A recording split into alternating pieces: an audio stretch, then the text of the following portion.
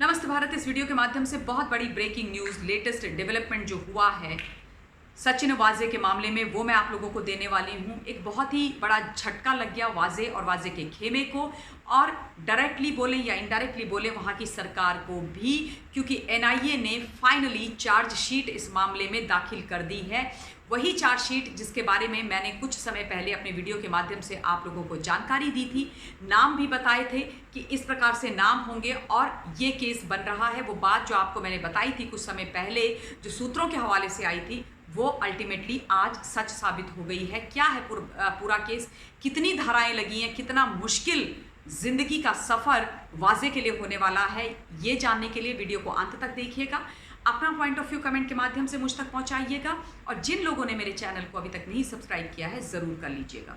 तो सबसे इम्पॉर्टेंट बात आज की जो है वो ये है कि फाइनली एनआईए ने जो एंटीलिया केस था और मनसूख हिरेन की हत्या का केस था, उसमें चार्जशीट दाखिल कर दी है, और आरोपी नंबर 1 के साथ साथ 9 और लोगों के नाम इस चार्जशीट में हैं, जिसमें प्रदीप शर्मा है, वाजे है, तमाम ऐसे लोग हैं जिनके नाम मैंने आपको पहले भी बताया है, और उन पर एक से एक संगीन धाराएं यूएपीए की भी लगाई गई हैं।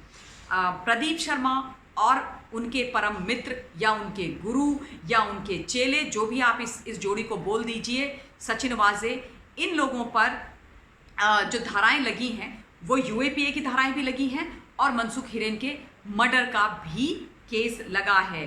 सेक्शन 120, 201, इसके अलावा यूएपीए की जो धाराएं हैं 16, 18, 20, ये तमाम धाराएं लगी हैं। इसके अलावा और भी धाराएं लगी हैं, यानी कि बहुत मुश्किल डगर राह जिंदगी होने वाली है इन सब लोगों के लिए, जो एक समय में बहुत बड़ा नाम रखते थे मुंबई के अंदर, एनकाउंटर स्पेशलिस्ट हुआ करते थे। बीट प्रदीप, सचिन, ये सारे लोग एनकाउंटर स्पेशलिस्ट थे, सरकार के बहुत लाडले और चहेते थे, शिवसेना का अभिनंग हुआ करते थे। इन पर एक से एक संगीन धाराएं लग गई हैं, बॉम्ब केस के मामले में, एंटीलिया केस के मामले में, और उसके अलावा मनसूख हिरेन की हत्या के मामले में भी। इसमें टोटल 150 लोगों की गवाही दर्ज की गई है, यानी कि ये जो चार्जशीट है इसमें 150 लोगों की गवाही दर्ज की है। ऑलमोस्ट 55 to 60 पंचनामा किए गए हैं, पंचनामा इसमें अटैच्ड हैं, और जो चार्जशीट है ये पुख्ता फैक्ट के बेसिस पर समय लेकर के एनआईए ने तैयार करके उसको फाइनली दाखिल किया है। एनआईए को 30 दिन का एक्सटेंशन भी मिला था चार्जशीट को दाखिल करने के लिए, लेकिन वो 30 डेज़ की जो उनकी डेडलाइन थी उसके ख़त्म होने से पहले ही चार्जशीट दाखिल कर दी गई है। बहुत बड़ा झटका मैं बोलूँगी ये है उन लोगों के लिए जो वसूली गैंग में सचिन वाजे को प्यादे की तरह इस्तेमाल कर रहे थे, जो सचिन वाजे से वसूली 100 करोड़ की करवा रहे थे। और ये जो केस है अब बहुत ही पेचीदा होता जाएगा उन नेताओं के लिए जो अब तक बचते आ रहे हैं, और अनिल देशमुख के लिए भी।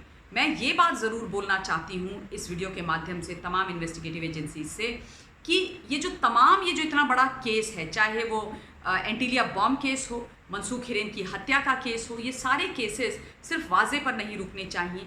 इन केसेस के पीछे इनके आका कौन थे, कहाँ से इनकी तार और जड़ें जुड़ी हुई हैं, ये जानना और इसको एक्सपोज करना बहुत ज़्यादा ज़रूरी है, क्योंकि जब ये दोनों केस एक्सपोज होंगे तो अल्टीमेटली जो 100 करोड़ की उगाही वाला स्कैम है वो भी एक्सपोज होगा। उसके साथ साथ बहुत सारे जो केस हैं जिनमें सचिन वाजे डायरेक्टली और इनडायरेक्टली इन्वॉल्व थे, वो भी खुलते हुए नज़र आएंगे, क्योंकि ये हम सब लोगों ने देखा है कि किस प्रकार से बहुत ही एक अराजकता का माहौल, एक लॉलेसनेस वहाँ पर हो गई थी महाराष्ट्र में। वो हुई थी इन कुछ कॉप्स की वजह से, चाहे वो परमवीर सिंह हो, चाहे वो सचिन वाजे हो।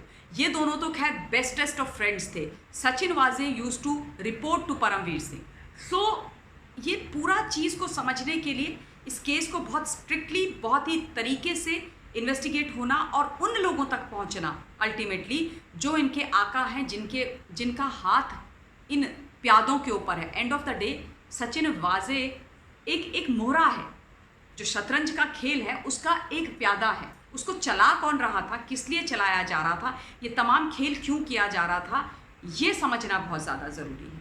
तो आई होप एंड प्रे कि एक एक चीज़ निकल करके सामने आई और फिर जो भी दोषी है, चाहे वो कोई भी है, चाहे वो कोई आईपीएस ऑफिसर है, चाहे वो कोई ब्यूरोक्रेट है, चाहे कोई वो पॉलिटिशियन है, उसको ज़रूर सज़ा मिलनी चाहिए, उसके खिलाफ ज़रूर कार्रवाई होनी चाहिए, क्योंकि ये देश सबसे ऊपर है।